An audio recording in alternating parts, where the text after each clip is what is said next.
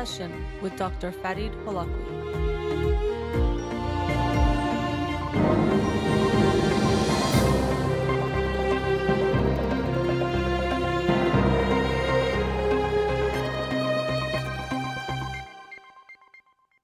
Good afternoon. Welcome to In Session. I'm your host, Dr. Farid Holakouee. I'll be with you for the next 2 hours here on Radio Amra.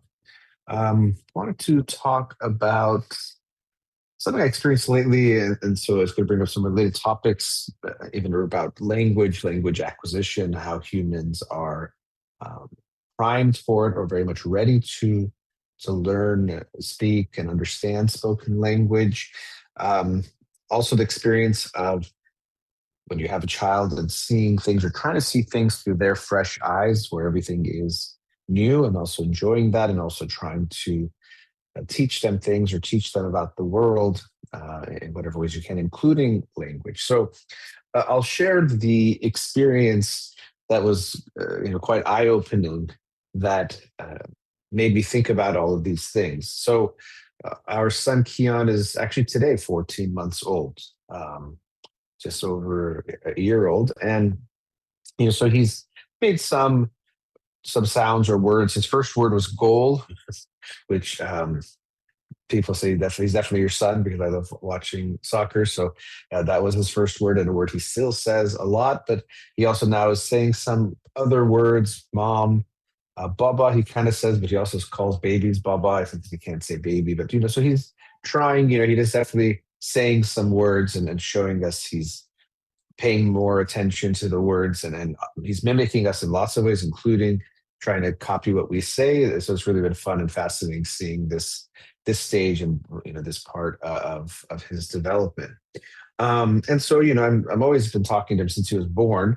Part of the Holakouee genes, probably we just talk a lot. But I was always talking to him, narrating what's going on, telling him things, and doing it even more now. Sometimes focused, where I try to emphasize a word, or you just say, "Oh, that's a dog," or "That's a bird," or something like that. And so you're trying to teach them both language and also how to identify things, lots of things with that. And sometimes when I'm telling him things, it feels kind of obvious, not obvious, but I think he should be able to get it. I'm saying, "Oh, that's a dog," and I'm pointing to the dog.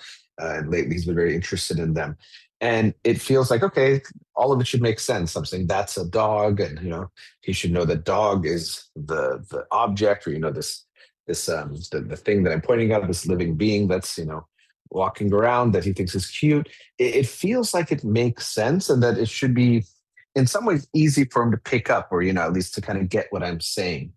But what was fascinating for me, doing all this, and then my wife speaks two languages that I don't, Kurdish and Danish. And so she'll talk to Keon in both, but it was an experience of her talking to him in Danish, where she was saying something to him, like they were interacting in some way, and she was saying something, and I couldn't at all understand what she was saying to him. And then I had this experience thinking, oh, he must be so lost. Like, what is she saying? Or how are these sounds? What are they, what does that mean? Or what could it be meaning? And then it hit me, kind of this very self-centered way we can see the world. Well, of course, when I'm talking in English or Persian, it's the same thing. It's also just sounds that are random sounds, especially to him, if he hasn't heard them, or he's just heard them from us, but it's the same thing. And so it was very eye-opening, that moment of, language, when you don't know it, it just sounds like, a bunch of sounds coming out, a bunch of different sounds connected together. And so if you don't speak a language and people are talking a language, you have no idea what's going on, and it doesn't sound like anything. But when you know a language and you hear it, it just seems like it makes sense. It flows. You can even sometimes visualize the words that are being said if you wanted to, and it's like feels very clear what is going on. But this was really this eye-opening moment, realizing in some ways language is something that's common human experience, and becomes so natural and normal for us that it almost seems simple. But then you realize, it's more complicated than that. Or how do we learn language? Just all these sounds start coming out, and we start to make sense of the world also, but make sense of what is being said. to then understand the language and eventually be able to speak it ourselves. So it was really fascinating. And so um, as I kind of said, that moment of realization of first thinking, oh, like he's not going to know what she's saying, or it kind of is a gibberish. Well, that was actually my experience of it, and realizing, okay, for him, whatever the language is, they're all going to sound like that to him for now. Maybe obviously he's heard some languages more: English, Persian, Danish, Kurdish, probably English, Persian most. He might have some familiarity with them because of that, but languages as default are just a bunch of sounds that we make when we're talking about spoken language that are conveying everything we can think or describe, which is quite amazing, how we do that. To begin with, babies can make all of the sounds from all of the languages, which is really cool. So they're born with that capability. So for example, in Persian language, we have sounds like h or h sounds like that are kind of these guttural back of the throat sounds that if you've spoken Persian since you were born, they're quite natural and easy for you to make. But you do see a lot of times people who have, are trying to learn the language later in life, they can't make that sound or make those sounds, or they won't be able to. And even in Danish, my wife, I've heard, when I speak with her family or hear them speaking in Danish, then they'll tell me to say certain words and they'll laugh because like I'll try to say something, and I don't even really hear sometimes what I'm saying wrong, or as far as I can tell it's wrong, but even often I try to say it right, or I think I'm saying what they're saying, but it sounds different to them in a way that's funny because it just sounds totally off. So I seem to not be able to make some of the sounds that they make, and they make in Danish. And also, I can't even differentiate or hear the differences or distinguish that I'm even saying differently or that I'm saying it wrong or what's going on. But yeah, babies can make all of the sounds when they're born. But what seems to happen is that the ones that they're exposed to and the ones they practice, they hold on to, and they kind of lose the rest, or they could lose the ability or the flexibility to be able to make different types of sounds as they get older, kind of use it or lose it, kind of a thing with language, which is interesting. So he does have, he has this blueprint of being able to learn any language at this point. And there's also definitely a sensitive period where we can learn a language at any point in life, but it does seem like we're primed early in life to learn languages much more easily and more quickly, and also with things like the pronunciation and speaking without an accent, and being able to make all of the sounds that are necessary, required to speak that language. That can be harder when you're older, but you can do that when you're young. So, yeah, it's been interesting seeing him experimenting, saying certain things, trying to make sense of what he's saying. And, he's already at that stage where sometimes that, of course, he wants us to get something or want something, but he's trying to communicate to us. And I'm actually looking forward to more and more as he could communicate more to us, because it's so tough. It's something that all parents experience when they have even a newborn. But the whole baby phase is, they can't use their words to tell you what they want, or it's hard for them to communicate what they want. You have to try to, read between the lines, or guess, or based on knowing them, or, observing them, try to guess what they need from you. But as they get older, then they can, of course, express that. And that is a good thing, and can make you feel better. Of course, also tough because now they can say no and say all these things that also can be challenging. They can challenge you verbally as well, but that's all just kind of part of the process.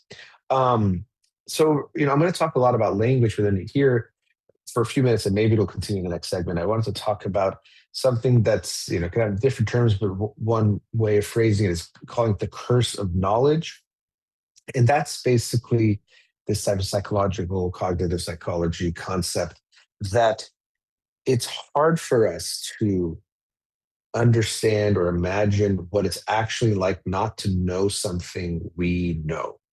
Um, or once we see something, let's say the twist in the movie, and you're watching other people watch the movie, it can almost seem obvious, like, okay, how can't you tell? It's right there in front of you what the twist is, or that this person is this, whatever it is, that's there. It's hard for us to realize or remember what it's like to not know that thing, even if we usually we're ignorant to it ourselves at some point.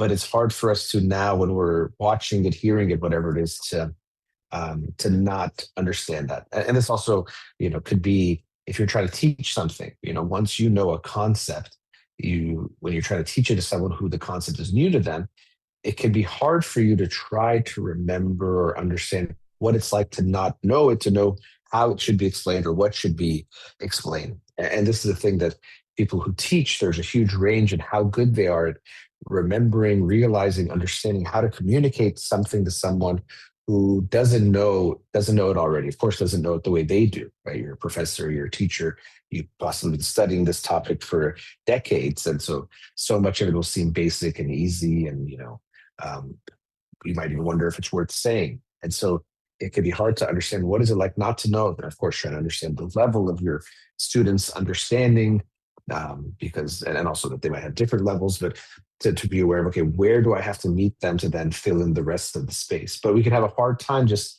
trying to understand and remember what is it like not to know this, to then try to teach it to someone. A big challenge in any kind of uh, academic or teaching type of setting or environment, that it can be hard to be aware of that.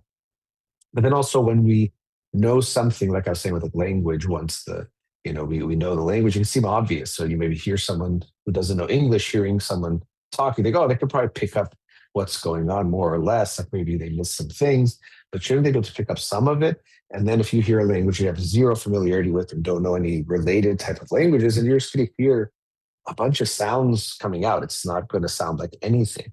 You might pick up based on facial expressions or tone of voice, some sense of the overall tone or emotional tone of what's being expressed, but you won't be able to know at all what is being said if you don't have any familiarity with language. So we have to remember this, because it's hard for us to do this and to realize that things seem more obvious than they are when to someone who we think should just get it, or why aren't they not getting it. A classic example of this curse of knowledge was an experiment they did where they would tell people, okay, we're going to have you tap a song, like tap it on the table. So of course, when you're tapping on a table just with your hand, you can't make different notes, or tone of, uh, the scale, the sound won't be different sounds. It could just be the notes whenever they come. And so they would have them tap a song like Happy Birthday or the national anthem of the United States. And then it was going to be, listened to by someone who doesn't know the song. And they had to say, how likely do you think it is that people will be able to guess what song you're tapping? And the tappers usually thought it was like 50%, like about half the people that will be able to guess this. It seems so obvious, like when you're tapping it, but really it was like, I don't know, 2 to 3%. A very, very low percentage could actually guess the song just based on the tapping. And I remember I was in a social psychology class. I wasn't in the class. I actually remember I was trying to get into the class when I was at UCLA. I didn't get in, but I remember this in the lecture. And the professor did this where he had half the people close their eyes and the other half saw what the song was, and they had to tap it, and we had to see who could guess it. I think no one guessed it, or maybe one person was able to guess it, and then say what it was. But again, people thought it was much more likely that the people listening would just be obvious to them, because when you're tapping it, like, oh, say, can you see? You're hearing it in your head, and it's like, oh yeah, it's so obviously there. But when you don't know the song, it just sounds like these taps coming at you, at a certain succession, and it usually doesn't sound like a song, or you won't be able to make out any song. But this is a really good example, because it's kind of very in your face and you feel it, of how strong this curse of knowledge is. That because you know the song and you're hearing it in your head, you're imagining the person hearing those taps will also be hearing it in their head, or it'll just be so obvious to them what song it is that you're playing, or you're trying to get them to hear. So after the break, I'll talk a bit more about this theme of the curse of knowledge and how hard it is for us to be able to understand what it's like not to know something, even if we ourselves were once ignorant to whatever it is we're talking about. And then also talk much more about language and how we're primed to language, or for language as human beings. So let's go to our first commercial break. We'll be right back.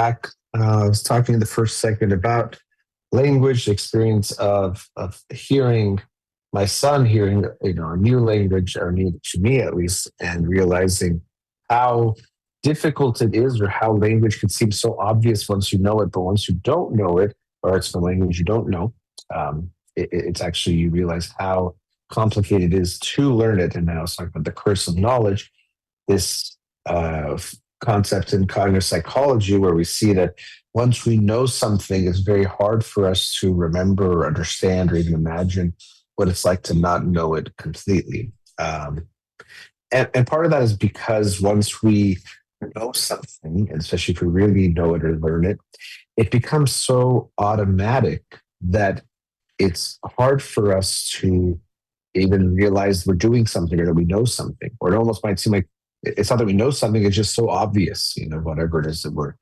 talking about. And visual things can be big, but also concept, whatever it is. There's this famous psychology study that's more about attention or focus, or showing us how blind we can be to certain things. And what they basically do is, they have people passing a basketball, and some people are wearing white shirts, some people are wearing black shirts. So there's two different balls that are being passed around. And they tell you, for example, count all the passes made by the team with the black shirts on, or the players with the black shirts on. So you're looking and you're counting and, whatnot. And then, you have your number. You say, okay, it was 13 passes. And then they tell you, did you notice the gorilla? And you're like, what are you talking about?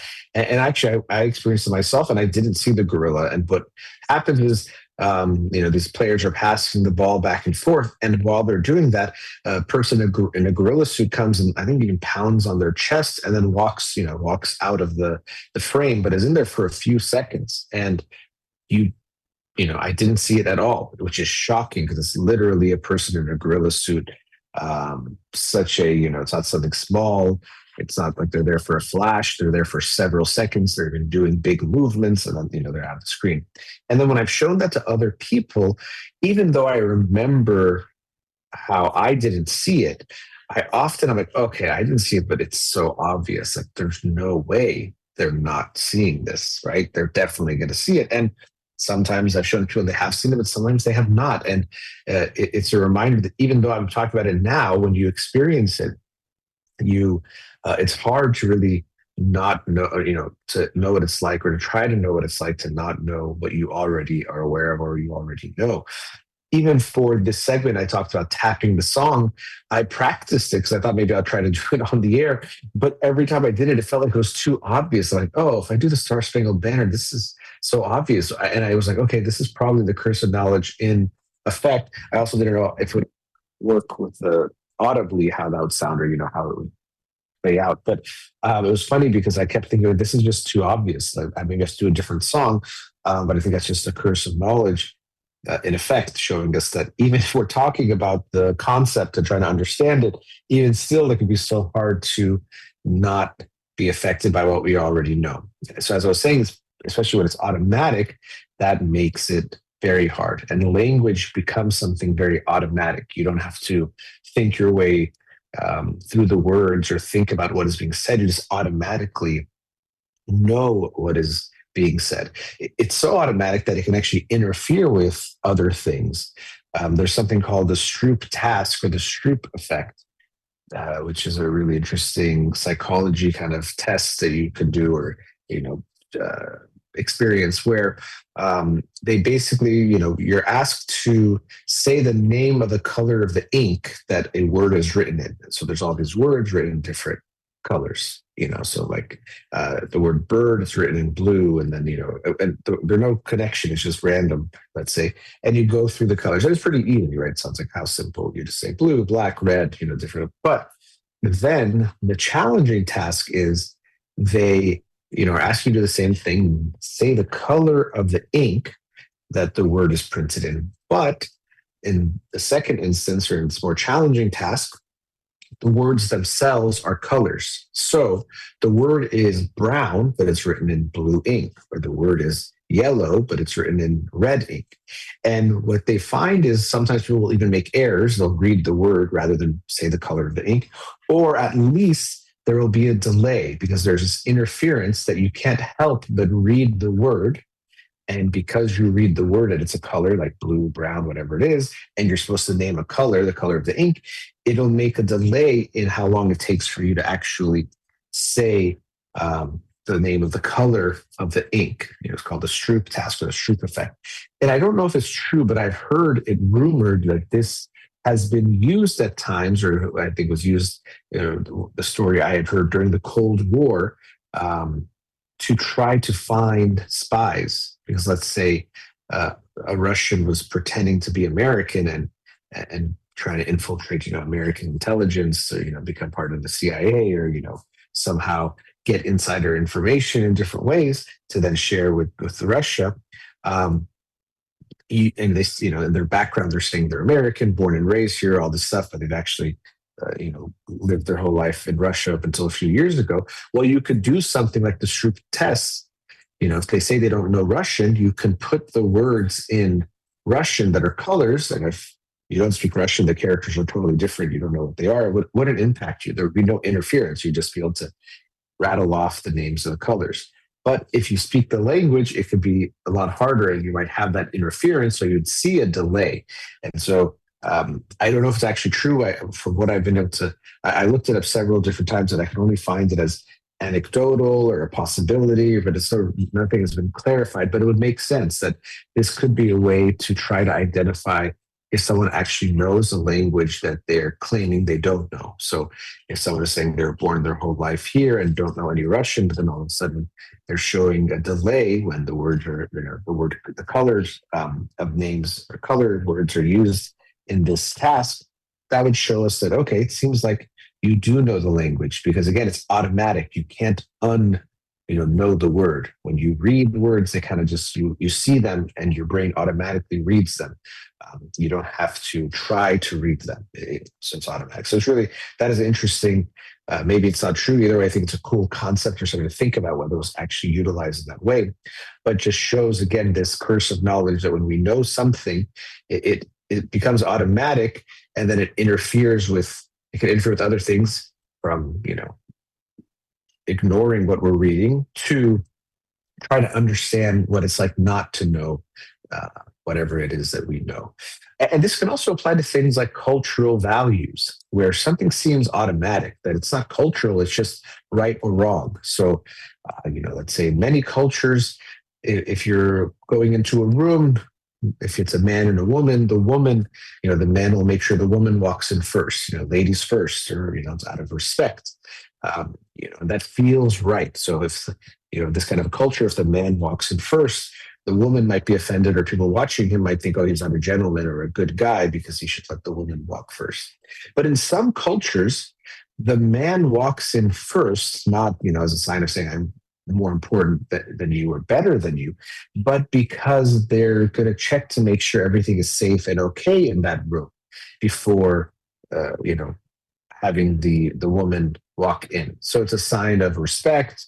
Now, someone might think, is that patronizing in some way, or they need your protection or something like that. But regardless, the intention is, I'm walking in first, not to upset you, or because I think I'm better than you, or because I want to go in first, but because I want to make sure it's safe for you to then go in. So we can see that it's still done out of respect and good intention. But if you're from the differing cultures and you see, whatever it is that feels wrong for you, it just won't feel right. Why did you walk in first? You should have let, your wife, girlfriend, whoever walk in first. And that's just respectful. And what you did was disrespectful. So, and then even if they explain to you why they did that, it might be hard to still see it. It feels so automatic, and that makes it feel natural.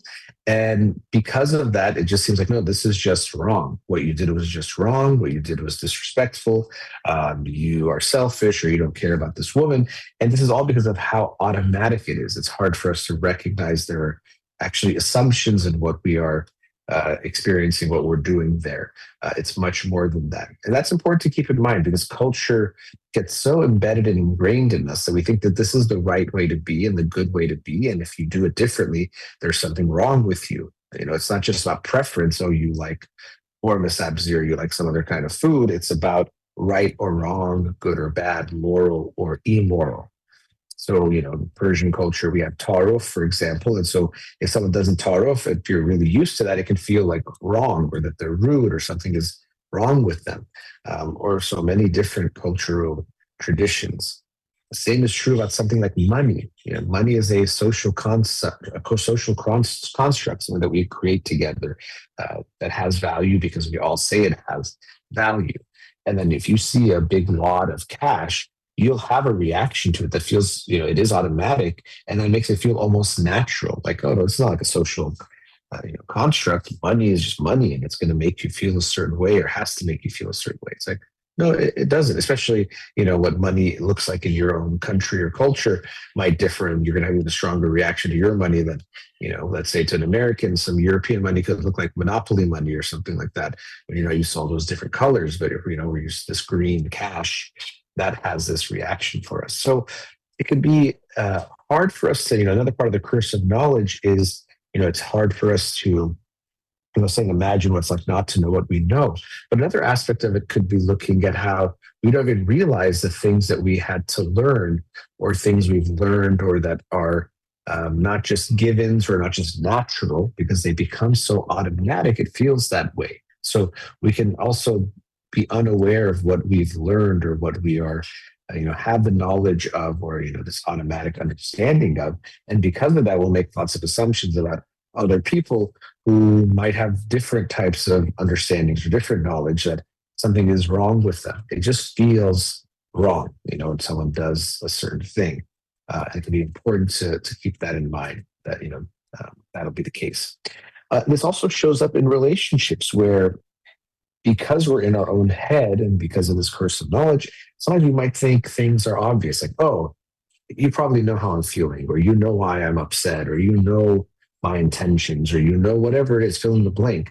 It'll often feel so obvious because we're in our own head, and obviously we know our own feeling, intention, whatever it might be, that we might think it must be just so apparent to anyone on the outside, especially, let's say, someone who's close to us, what it is we're feeling, thinking, all of that. But especially as a therapist, I mean, my own experience too, but in therapy, you see this a lot, especially with couples, but also just people telling you stories about their lives, that it's often way less obvious than we think or usually is. And this is why we always say, don't expect your partner to read your mind. Something that we all wish for, saying before, how a baby doesn't communicate its needs, but its parents seem to meet them. They have a wet diaper and they feel uncomfortable, and somehow, the mom and dad know what to do, and they change the diaper, and now you feel good.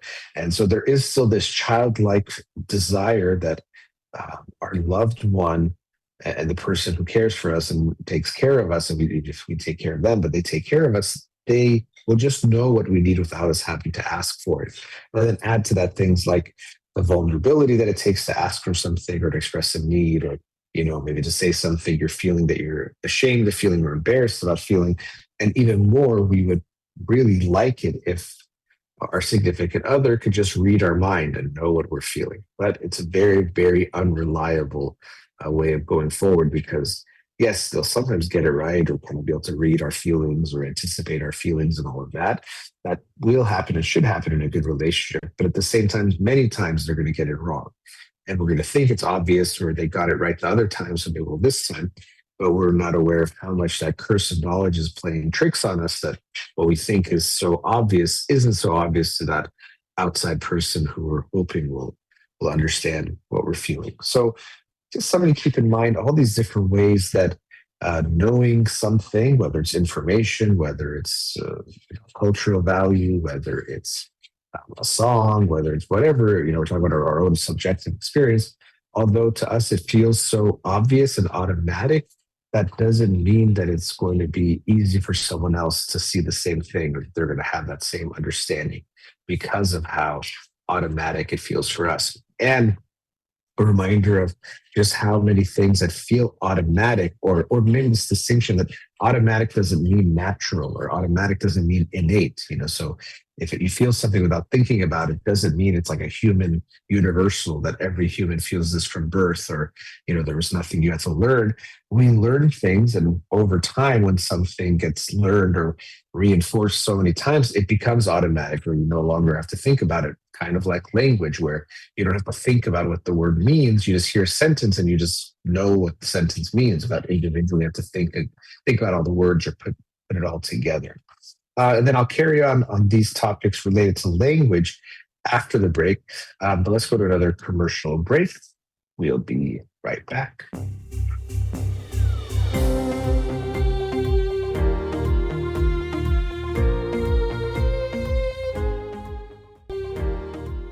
Welcome back.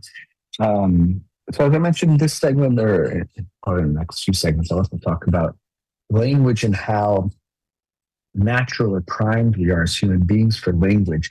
And as I mentioned in the first segment, this topic makes sense to me to discuss because of what I experienced with my son, realizing that when I talked to him in English, I was like, okay, what I'm saying makes sense or seems pretty easy for him to pick up.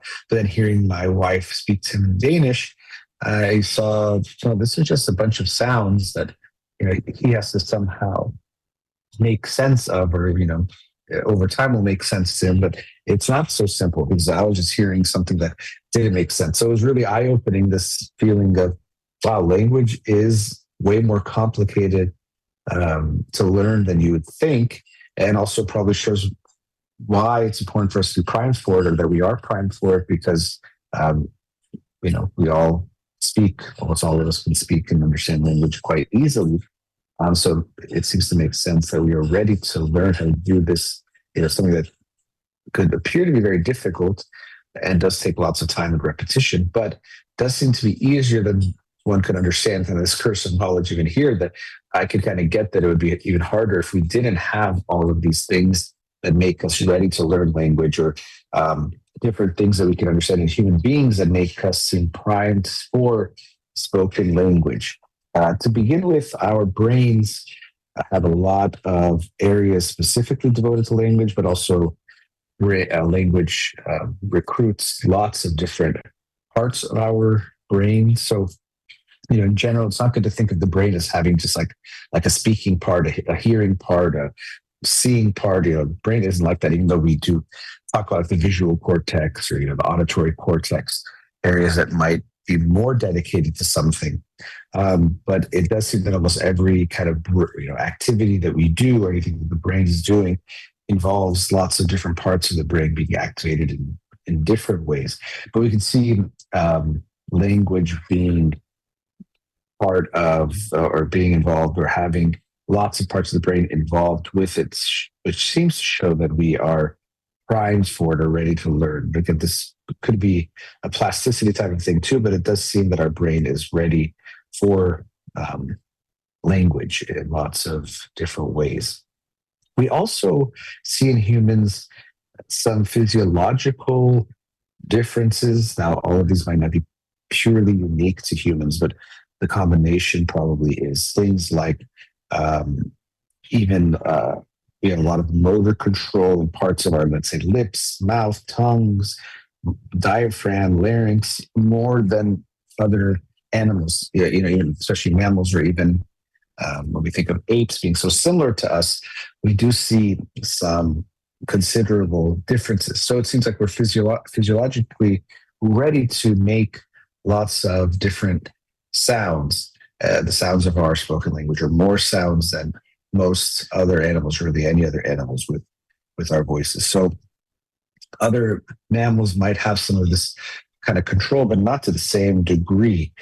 And this allows us to make thousands of different types of sounds with our mouths, which is quite interesting. And part of that is also the tongue. The tongue does a lot. And I should say here, the tongue is doing so many things. I was thinking about that when I was going to talk about it. But like so much of speech, and so much related to this idea of the curse of knowledge, we don't realize what we're doing. So right now when I'm talking to you, I'm not thinking about how to produce the sounds. I just produce them.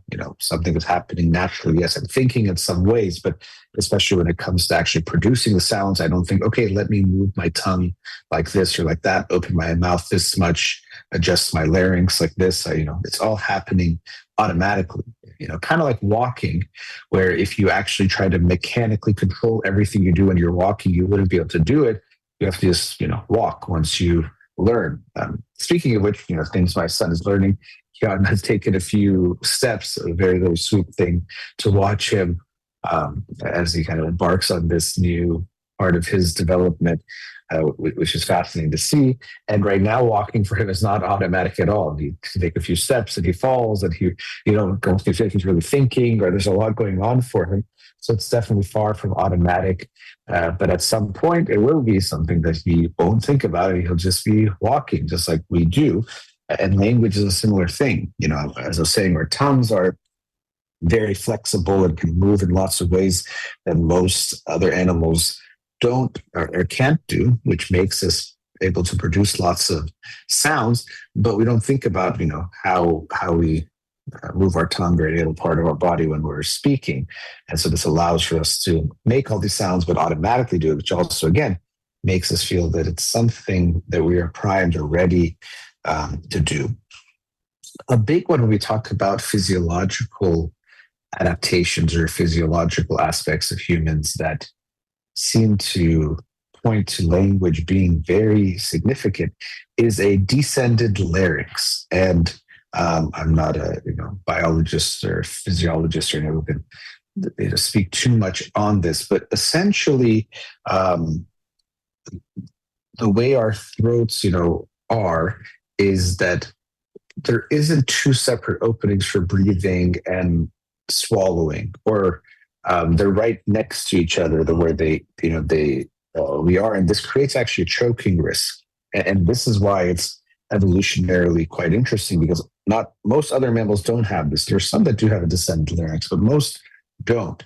And so this is quite puzzling, because that means that every time we eat, we can choke, which can literally lead to death, which is like obviously the worst evolutionary outcome, or the worst thing we can experience. And so it shows that there must be a trade-off here. And so when you have a descended larynx, it does allow for more sounds to be created. The voice box can be lower. It could create more sounds, even more vowel possibilities because of this.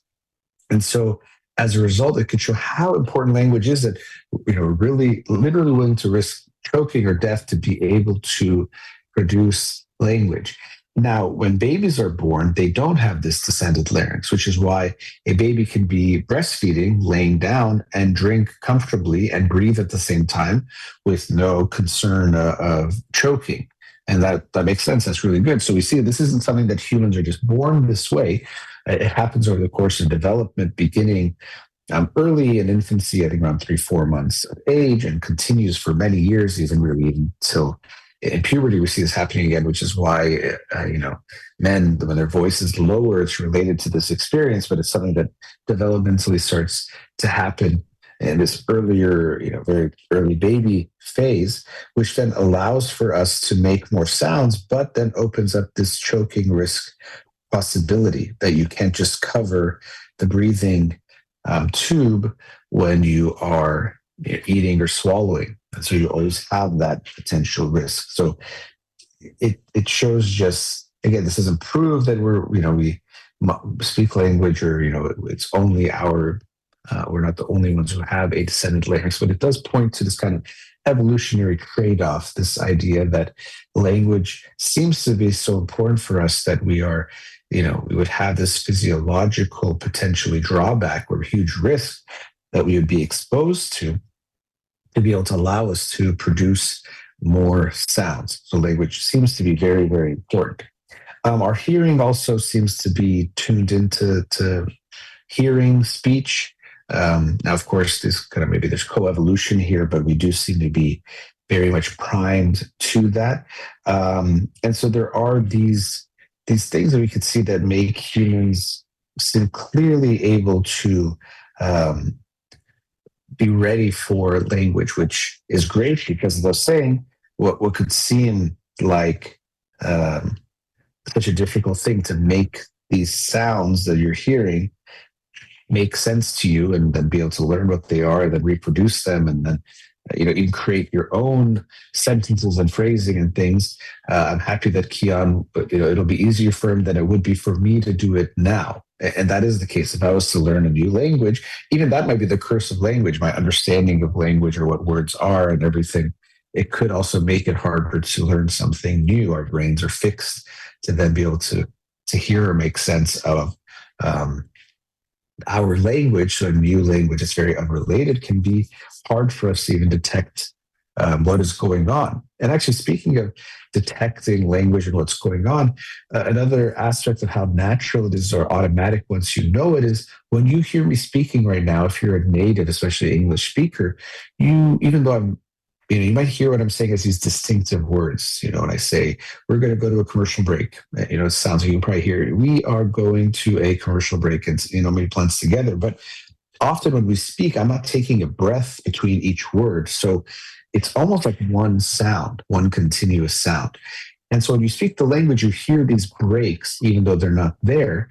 But then if you hear a language you don't know, you'll have a much harder time. Was that one word, 3 words, 5 words? Where were the breaks in the words? Because it's spoken in a as a continuous stream of sound.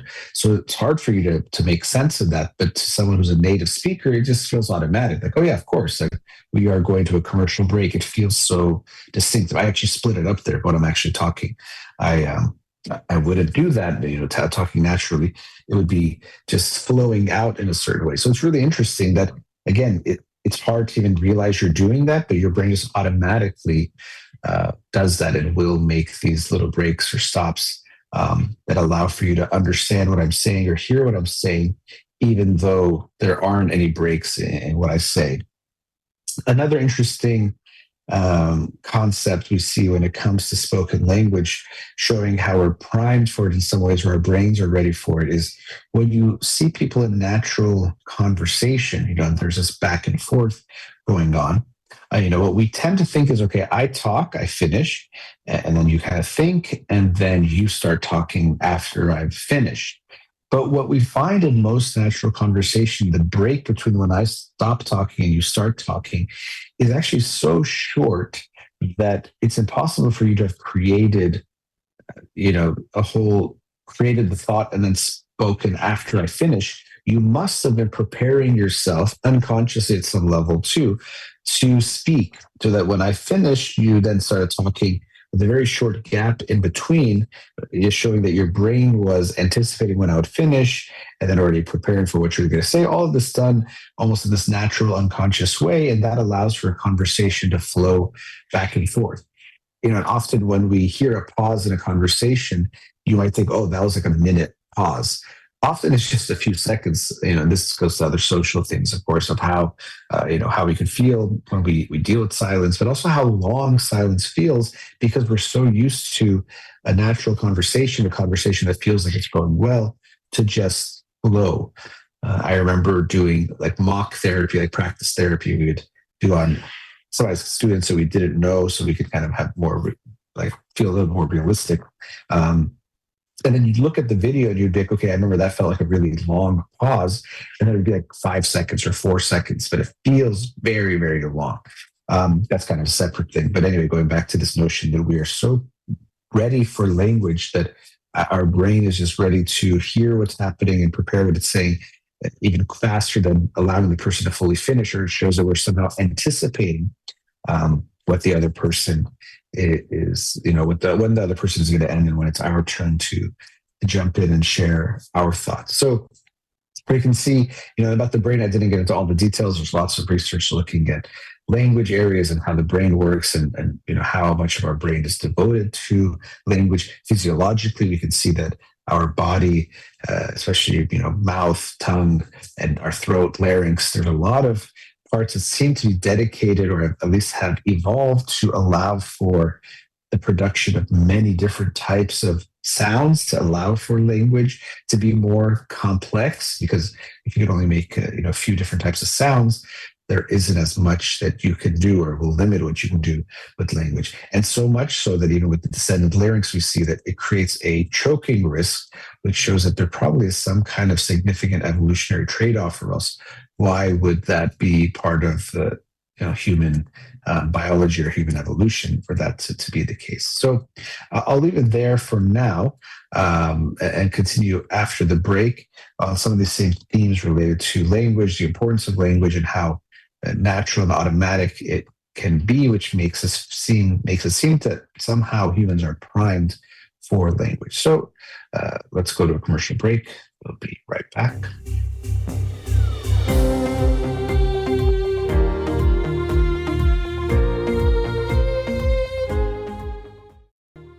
Back, continuing on the theme of language and human beings and why spoken language, it seems to be so important from many standpoints. Evolutionarily, we can see things, the brain, the body, physiologically, creating a choking risk, and how our larynx and our throat is basically mapped out, or what we have, or how things are placed.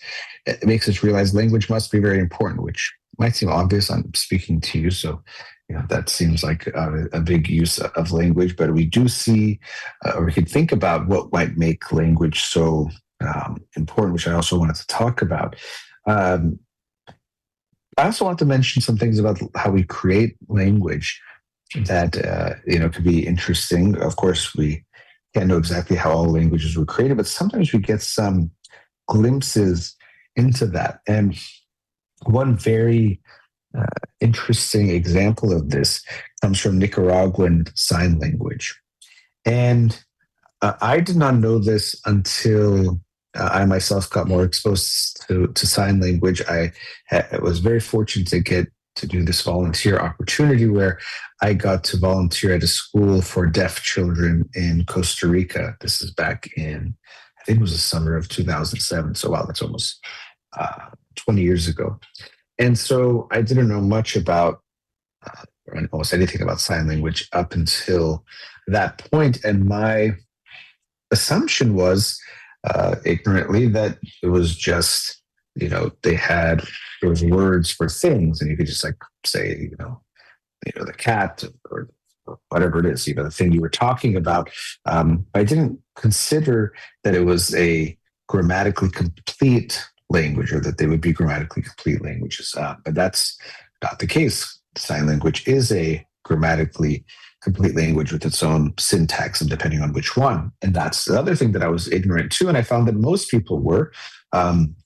This was 2007, and so the internet was a lot less what it is now. There's a lot less internet back then, so there wasn't as many things to look up and find online. I was trying to get a book on Costa Rican Sign Language, which is called, I think, LESCO is what I remember, the LESCO. I don't actually remember what that stands for. But I went to several bookstores. I said, "Oh, do you have a book on Costa Rican Sign Language?" And they all say, "Oh, no, we have one on American Sign Language. That's the same thing, right?" And so I didn't know until I was looking into it that no, they're not the same thing. So that was another misconception I had, that all sign languages, or there's just one sign language, or they're all the same. But no, it turned out just like there are different languages in different countries or cultures. There are also different sign languages in different countries or cultures. So, there's some things that I learned, and I learned just very little in how to communicate in Costa Rican Sign Language.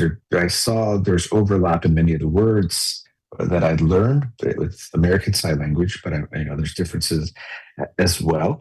But the story that I was going to share relates to the development of Nicaraguan Sign Language. And so this was in the 70s and the 80s.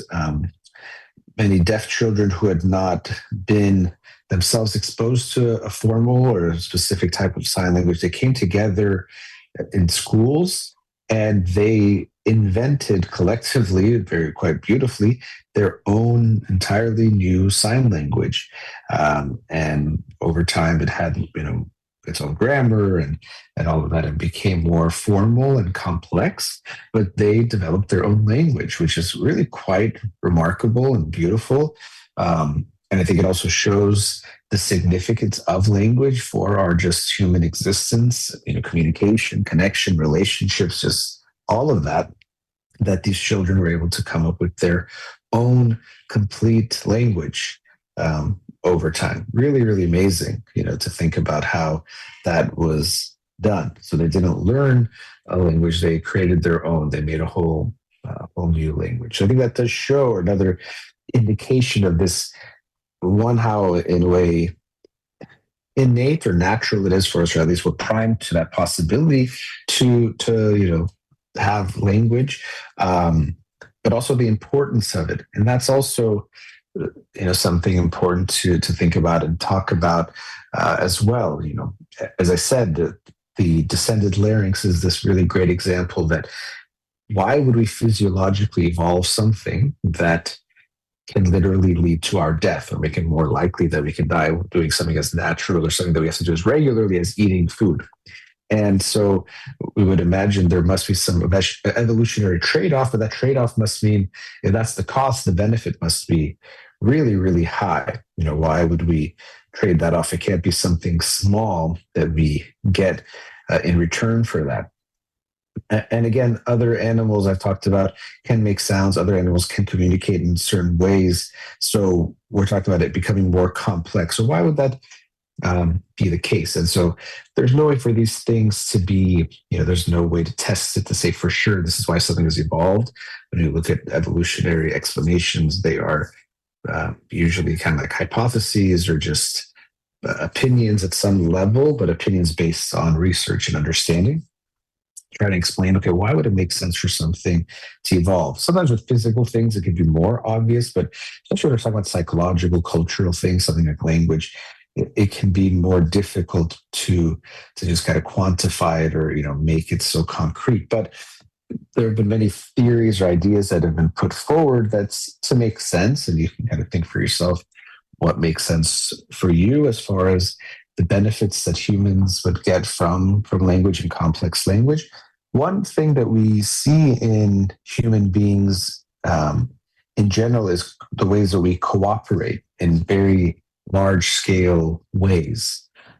That's a big part of human survival, throughout history, but then also even humans not just surviving but thriving. What we've been able to build is our ability to cooperate, and language being able to facilitate that. If we couldn't explain complex concepts or ideas or plans or come to an agreement very clearly, this would make it very hard to do something like, let's say, building a building. You need a lot of things that come together to make that happen. And if we had just very, very basic type of language that just had some words or just describe, even it could be building or it could be like the materials.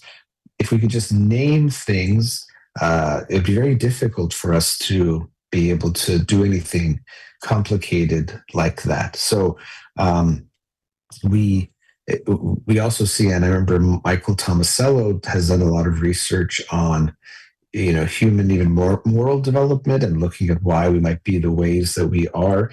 And something he would bring up a lot is shared intentions and joint attention. So joint attention is that we can focus on the same things or ways that we could do that. And actually something that I keep bringing Keon up, but something that, it's been several months now that he learned, which is a big part. And I remember Michael Tomasello talking about this, is pointing at something, which doesn't seem like a big deal because it's so basic to us, but not most, I don't think any other mammals quite do that, or any other animals do it quite that way that we do. They point, which is a way of sharing, joint attention, that, you can point to, me and Keon by point, oh, look at that plane. And then we both look at it together and we can, share our attention together, joint attention because of that. And so this is a big step when children start to do this, but it allows for us to join attention, but also shared intentions is important.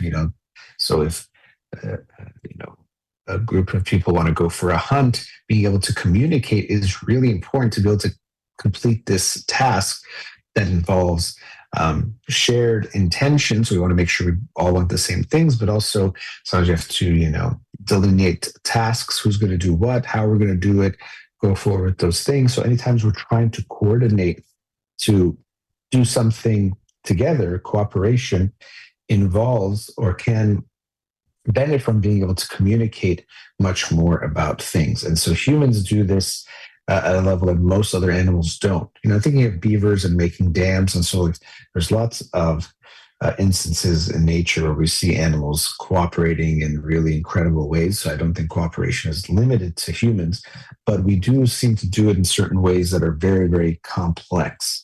That really helps.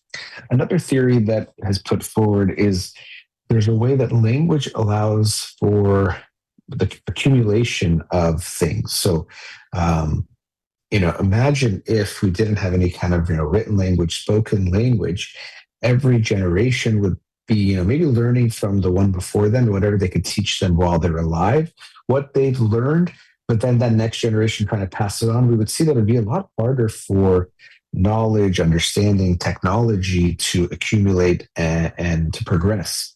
But with the invention of language or language becoming more complex, it does allow for us to teach one another, to explain things, and then show you why things are a certain way, keep things going, and then allow for the next generations to build on that. So language does allow for, I think, what Michael Tomasello calls the ratchet effect, because each generation basically ratchets upward instead of slipping back or going backwards. So this seems to be a huge advantage, that I don't just teach you, visually. I don't have to just show you how to use the tool and then you learn it, but we can communicate in ways that allows for larger scale accumulation of knowledge, progress in different ways, which could be important.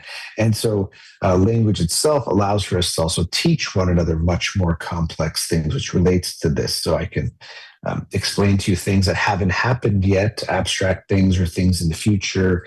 I can explain things that, why we do things a certain way, and that might help you understand them, which helps in learning, but also you can then add to it because you can now understand. So we can see that language and complex language allows for us also to teach many things related to surviving, to thriving, doing things better that are very important, and also relates to another big one that gets put forward is the idea of being able to plan for our future. So we can talk about the future in ways that are more clear, next year or this winter or whatever it might be, and then also coordinate in ways because of that ability to plan together and think about the future and describe the future, something that if you don't have complex language, you can't really do. You can't communicate to others, why are you storing this food here? Or then even to teach that to the next generation. But yeah, we're storing this food because although it's plenty now in the winter, it's going to be less. And so we need to have it. And then also coordinating how to store it, or the technology of how to store it and to keep it safe. Or, if you store it this way, you'll actually get sick. You have to make sure you do this. These are all things that, again, are so natural or normal, and we do so much more than just these things now. Or technology has changed a lot of how we survive and do things. But we can see how important it would be to have these kinds of communications be possible, and would make sense from an evolutionary perspective, the value that this could potentially have, allowing for us to survive. And before I go to the commercial break, we could just look at human beings physically. We are not so imposing compared to so many animals in the animal kingdom, but it's our intellect that seems to allow for us to accomplish what we have, or do all the things that we have done, and also do a lot of bad things too, which, that's part of what the intellect can give us. And language is a big part of what allows for us to think in these ways. We use language to think abstractly, to think about things we haven't experienced even yet, and to go forward in those ways. And then also to communicate to one another, to have the shared intentions, to be able to cooperate and coordinate with each other, and also to accumulate knowledge over time, because I can share with you what we've learned up until this point. This kind of notion of standing on the shoulder of giants, where we're standing on the shoulders of thousands of generations of humans before us, and everything they've learned. And with that, it allows us to not have to learn everything from scratch every time. But after the break, I'll talk a bit more about some thoughts of the importance of language, why we might be so primed for it, what are the advantages that it gives us, because it does seem like there are some trade-offs that would make sense that there must be some pretty big benefits on the other side. So let's go to another commercial break. We'll be right back.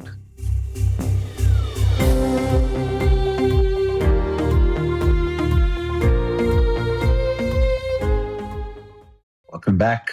So I was talking about some of the benefits. Why would language be so beneficial for human beings? And we could see how important it is. And also, as I've talked about a lot throughout the show, it's so natural for us and automatic that we might not even think about the benefits of language or complex language. Or it's also another example of the curse of knowledge. It's hard for us to imagine what would our communication, what would life be like without complex language, or even, obviously complex language is, it's not something black or white, but what would it be like? It's hard to imagine. I don't think I could really know, but maybe we can look to other animals to get a sense of part of what that might be. And there's also some theories that our brain evolved with language together. So it wasn't like we just had this brain and then language happened, like our brains maybe got bigger, or we maybe were able to do more intellectually, or with this type of intellect based on our development of language. So these things go hand in hand, or are not just happening separately. It doesn't, we didn't just wake up one day with this brain perfectly ready for language. There was a kind of coevolution happening. I'm not sure if that's even the right term. But so it's hard for us to imagine. I'm trying to think of it.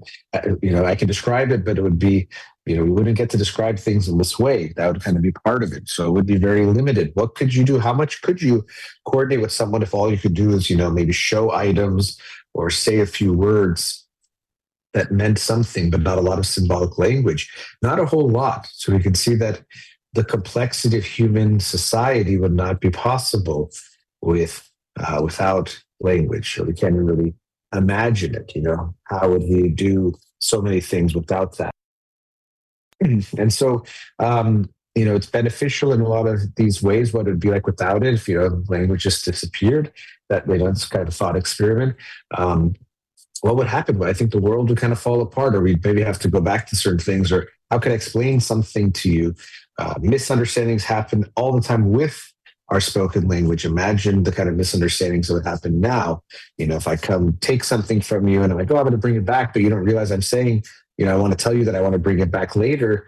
What happens? Maybe a fight breaks out and there's a miscommunication over what's happening. That's just something very, very minor. And not to say we have such a peaceful world right now, even with spoken language. I think, unfortunately, we don't use the power of language and the power of relationships enough. We haven't gotten there yet in our type of moral evolution, as a society, or, a global society, but hopefully we get there. But I think we could see how much more limited life would be without spoken language or human society or relationships. And that's actually another theory that's put forward, is that to have a broader social network, it might be important to have language, or language might be necessary, before you could just know everyone in your community and know everything about them potentially, but that's not really possible. And so there's even some theories that one benefit of language, or one type of reason for language, is to allow for things like gossip. And gossip we think of as something negative, and it definitely is and can be a very negative thing for most people if you're just gossiping about other people and talking bad about them to make yourself feel better. However, there is some social value in that you can't know everyone and know about everyone's intentions, and their intentions are important. We know that when we talk about cooperation, you need to know who to work with and, cooperate with, who to trust and who not to trust. That's very, very important when you look at cooperation, shared intentions, doing things together. We have to know who's honest, who's dishonest, who is going to work hard, who's going to try to loaf and not work hard and just take as much as they can. And we can know this about everyone. And so there's some theories that social reputations, talking about other people, might be another important aspect of why humans have the ability for language, or might be related to our ability for language, because I need to know who to trust. And those are hard things, to describe what happens. If I could tell you, oh, I was working with this person, we went fishing, we got 6 fish, and he took 5 of them and only left me one. Well, now you can, okay, you might go and work with this person and they look like they have good intentions, but it turns out they don't. Or, oh, I went out to sea with this person and we were fishing and he had some fish, but he saw I was drowning and he left the fish and he came and saved me. So, he's really trustworthy, someone that you can rely on, or you want to work with, or, want to be with. So that seems to be another theory that's out there that might help explain or be part of the explanation for why language is so significant, or why we might have developed such a capacity for language, that it can be important in coordinating our larger social networks, but also knowing one another, knowing who to trust, not to trust, who do we want to work with or not work with, in this world, when we have to try to find our way of who to connect with, communicate with, work with. There's also other aspects of language, and it's always there's chicken or the egg things here. Like, did it come first?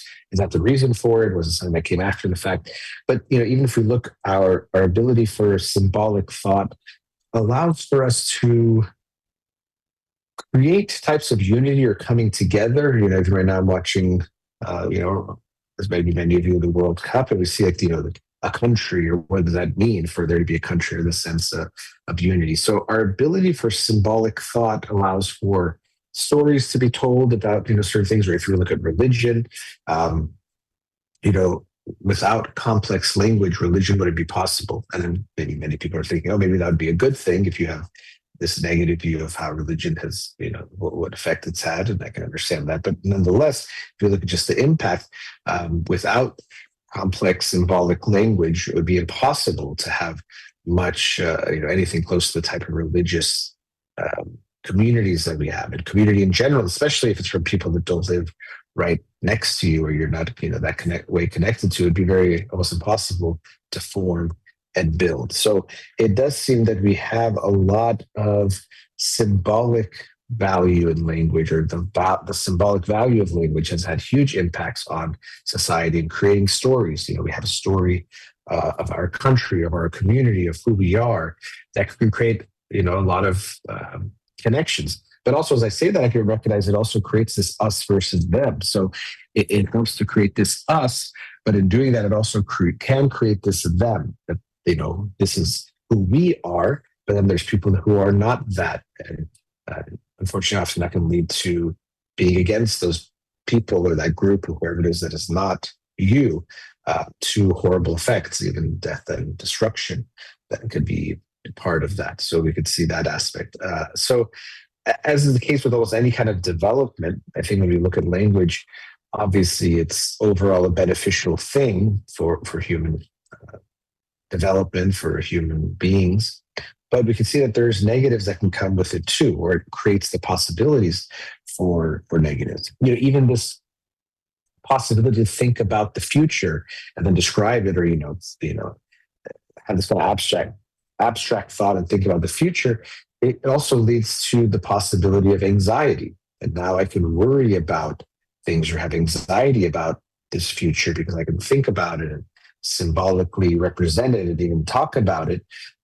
If you couldn't think about the future, you can't worry about the future. And so many animals function in that way. They're not thinking about, oh, I wonder what's going to happen, in 4 months from now. They just are in the present. They're a lot more present than us humans.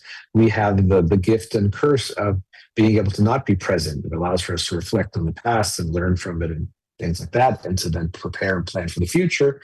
But it can also get us stuck in the past in negative ways, and also to learn bad things from the past that won't benefit us.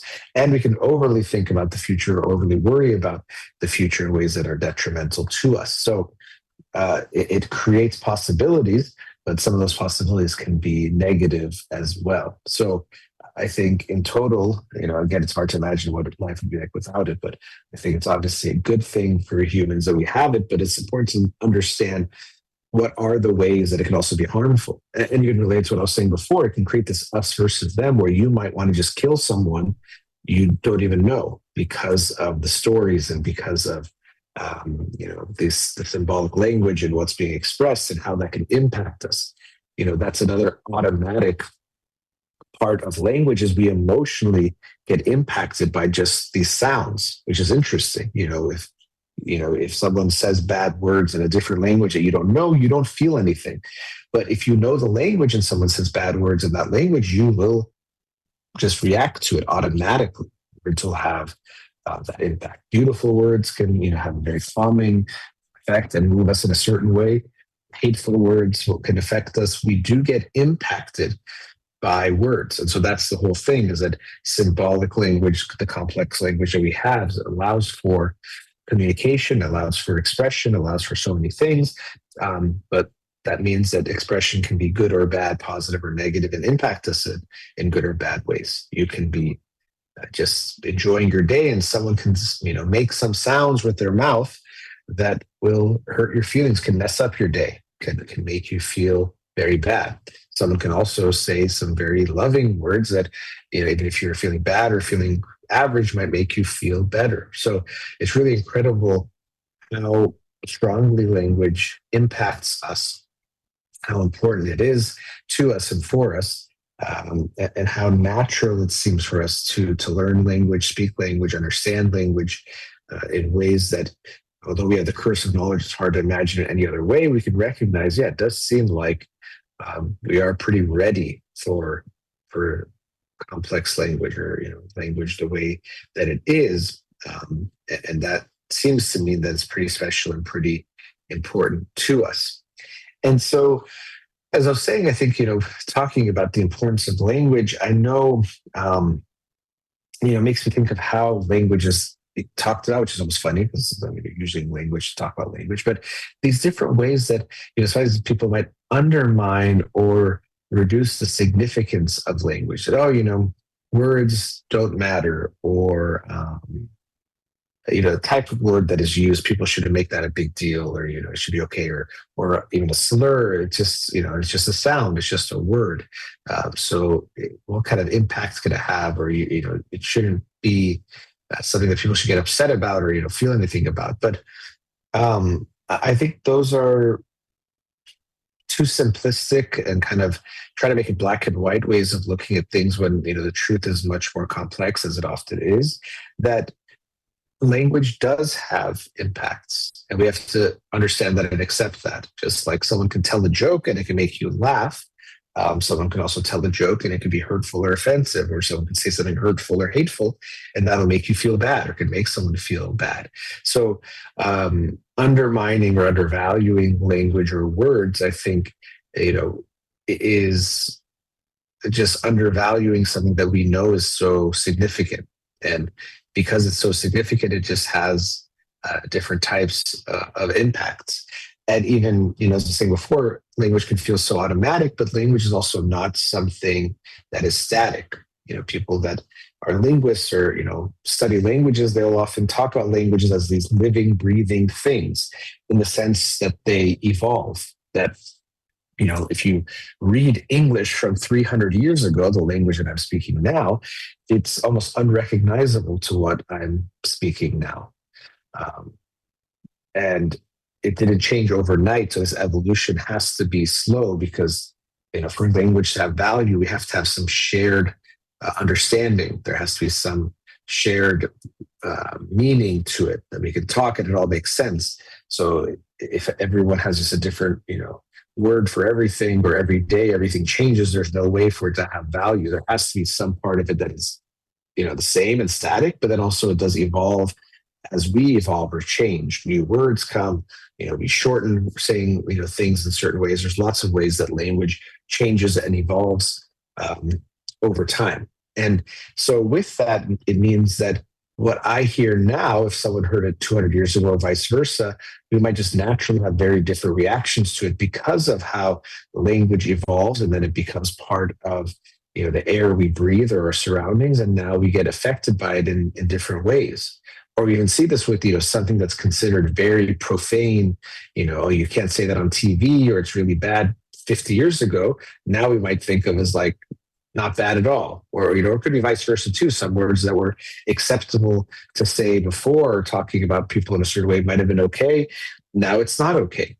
Um, and so people start saying, oh, well, things, if that's, if I could say before and it was fine, then it's the same now. It's like, no, language changes, culture changes, values change, people change.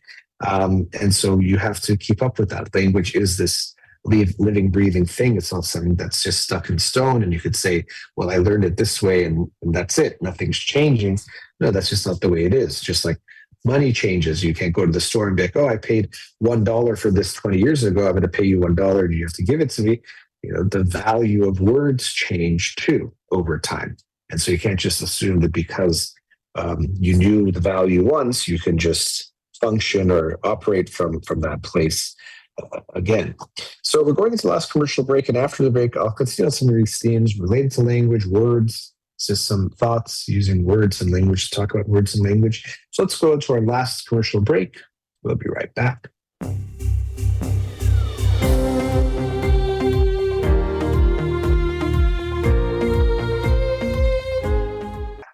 So I wanted to finish the last segment of the show talking about some thoughts on language, words, how we use them, to not undermine or undervalue the words that we say and also the words that we hear, what we speak, but also what we consume, what we take in. Because language is this incredibly powerful tool that we have as human beings that allow us to do so much. Let's talk about some theories and ideas of things like cooperation, coordination, social dynamics, and ways that we can know about other people and reputations and who's who and all of those things. And that it can impact us emotionally. Someone could say something to make us feel good and bad. And a lot of that is automatic because of how automatic language is. So it is this really powerful tool. And because it's this powerful tool, just like if you had some strong, hammer or strong machinery, we do want to be mindful of how we use it. This doesn't mean, policing everything we say or, censorship or anything like that. I'm not saying it in that way, but just recognizing the power of our words or power of words in general, and that we shouldn't take that lightly. I was talking about some points related to this in a previous segment of how people might undermine that, if it's something is, if it's just words, it's not that important. They can't, let's say, actually hurt you. It's not physical violence or damage that is being done. So how bad could it be? And yes, I don't want to say, so I know people say that words can be violent, and I don't want to say that, physically hurting someone and saying some words is exactly the same. But I also don't think they're exactly different either, or that there's no comparison or connection there. You can say things that are very hurtful, and physiologically, yes, let's say it doesn't damage the skin or break the skin the way, if you physically hit someone or, break, bruise, so you break, blood vessels or whatever, bleeding inside of your body or whatever it might be. It doesn't do that, but we can see physiological changes that can happen to someone if they, get sad or get hurt by something that is being said. So it still can impact you physically. Not that that's the only metric that matters, but you can impact someone physically even by your words.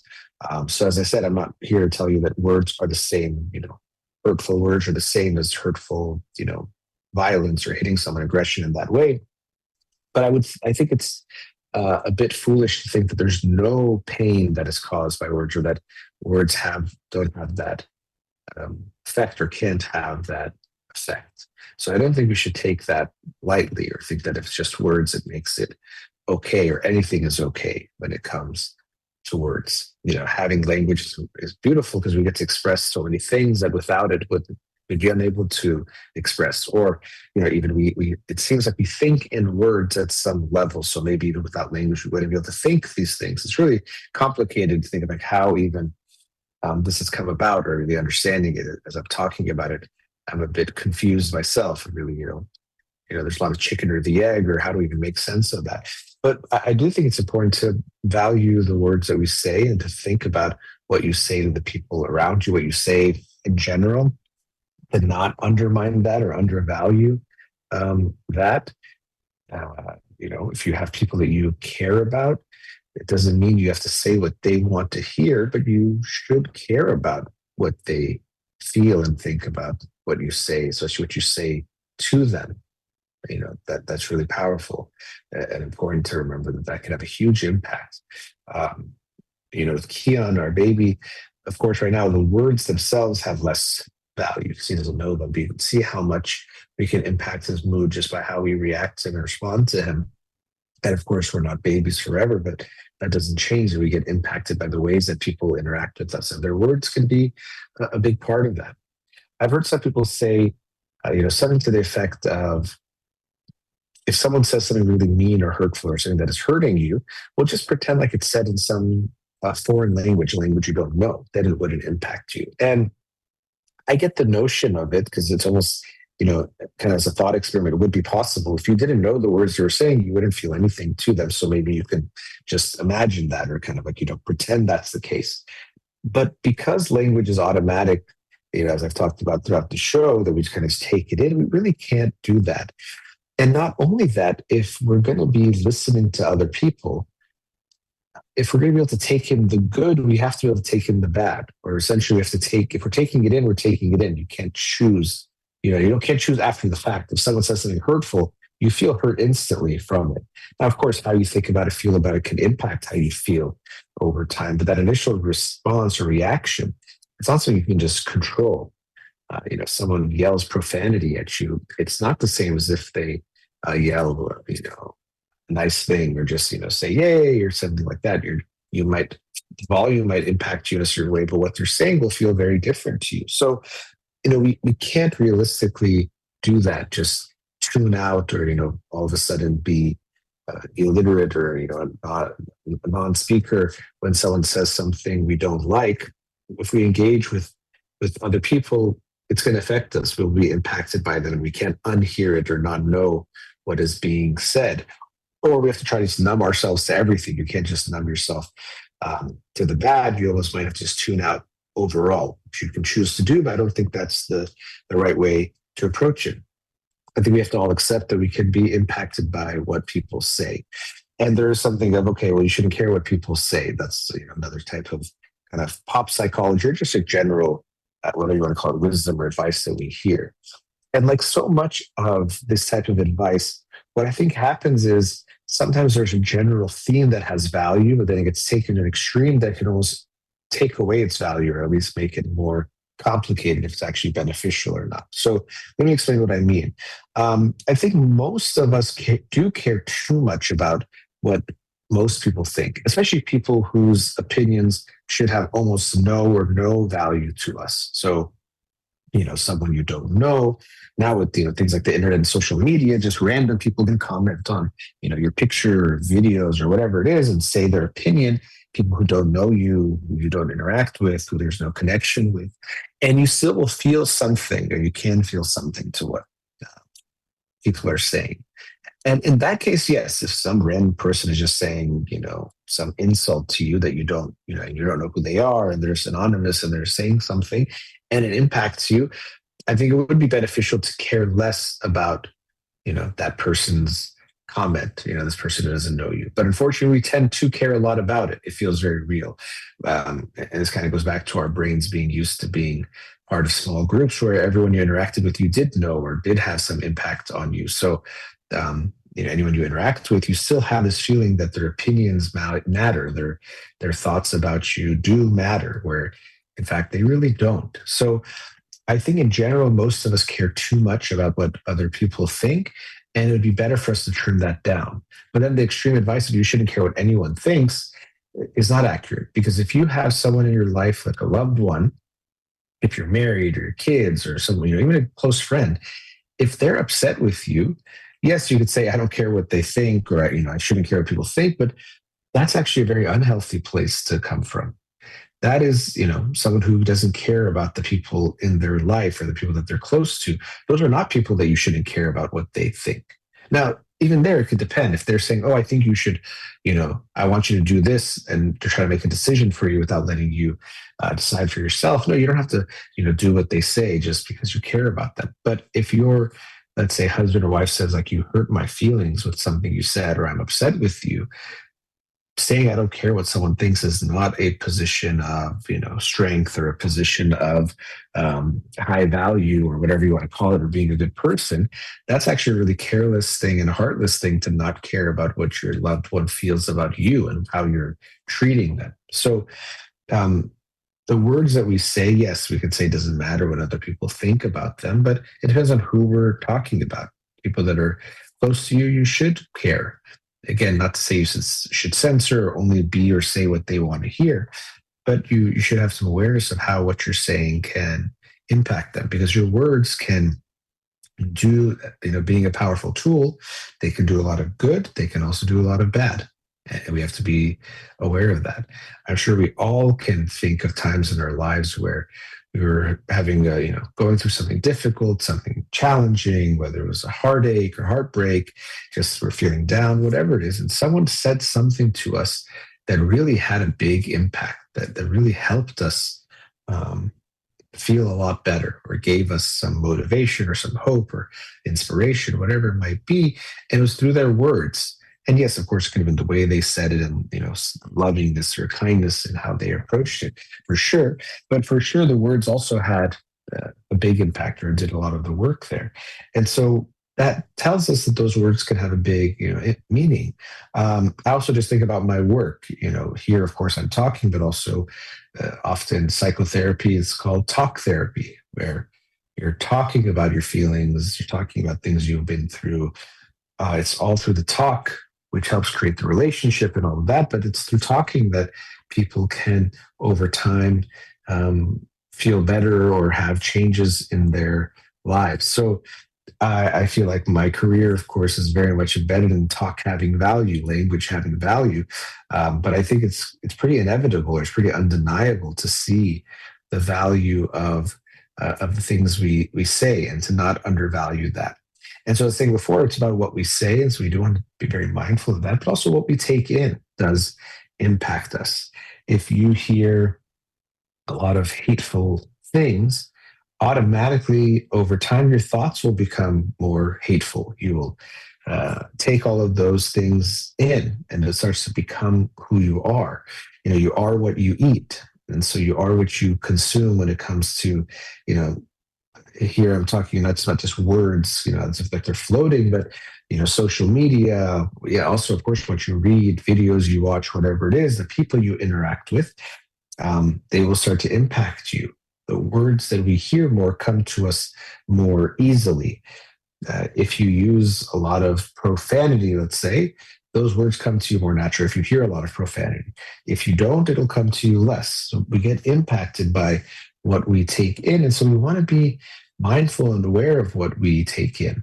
A lot of what social media puts out is trying to create big reactions from us and out of us. And so it's not about things that are necessarily beneficial for us, and often not things that are necessarily true, or have any basis in reality, or or good opinions even, or based on anything. It's just something to get a reaction out of us. And so if we keep exposing ourselves and consuming things that are just trying to get a reaction out of us, unfortunately that'll over time make us affect our thinking and feeling in automatic ways that won't be good for us. And if it's also people that are close to you, if someone keeps putting you down, that will start to affect how you feel, and how you feel about yourself, and especially if it's someone that's close to you.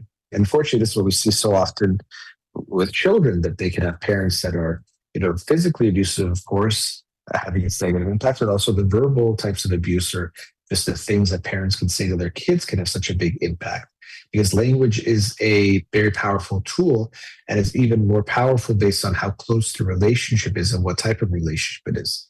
So as parents, you will have a very big impact on your kids in so many ways, including what you say to them. And I already see that with Keon, where so as I tell him not to do something, if he's about to touch something, it's a little bit dangerous, or might not be safe, and the way he looks at me, it kind of breaks my heart where he kind of feels like there's like a sadness or uncertainty, or he's kind of not sure. And that's in such a, maybe minor way overall. And then I can just imagine if I were to say, with my words, as he starts to understand those words, harmful things, the impact they would have. So this also goes back to saying things, or being aware of the power of the words we have, but also what we get exposed to. If we keep hearing negative things about ourselves, it will over time impact how we think and feel. And a lot of what a child experiences of their self-concept and how they, their self-worth, self-esteem, all those things comes from, of course, not just words, it's how we get interacted with in general, but the ways that people talk to us will impact us deeply, because language and words and how things are said have a big impact on us. So just some thoughts and words about thoughts and words, using language to talk about language. But as I said to start the show, and I'll wrap up, it's incredible how natural language is for us and how automatic it feels, and how that can make us unaware of what it's like not to know what we know, the curse of knowledge. And, it's hard to imagine things any other way, but I'm so grateful for language, for allowing us to connect, communicate, express things that would be impossible without it. And like so many things that are automatic, until we stop and think about it, it just seems like it is what it is, or it is just naturally there.